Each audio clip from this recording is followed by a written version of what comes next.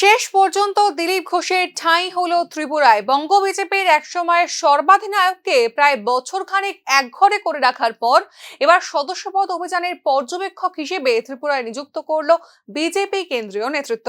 2023 সালের জুলাই মাসে বিজেপির সর্বভারতীয় সহসভাপতির পদ থেকে সরিয়ে দেওয়ার পর খানিকটা একঘরে করে রাখা হয়েছিল পশ্চিমবঙ্গ বিজেপির একসময়ের সর্বাধিনায়ক দিলীপ ঘোষকে।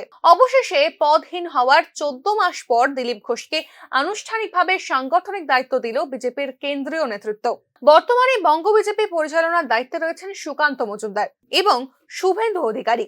তবে দিলীপ ঘোষের হাত ধরেই পশ্চিমবঙ্গ থেকে প্রথমবারের মতো 18 জন সাংসদ পেয়েছিল বিজেপি দল।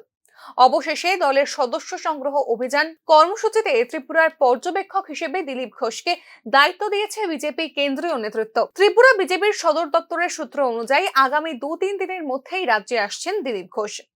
ত্রিপুরা প্রদেশ বিজেপির সূত্র অনুযায়ী রাজ্যের সবকটি জেলা সফর করে দলের সদস্যপদ সংগ্রহ অভিযানের পূর্ণাঙ্গ রিপোর্ট তৈরি করে কেন্দ্রীয় নেতৃত্বের কাছে তা পেশ করবেন দিলীপ ঘোষ।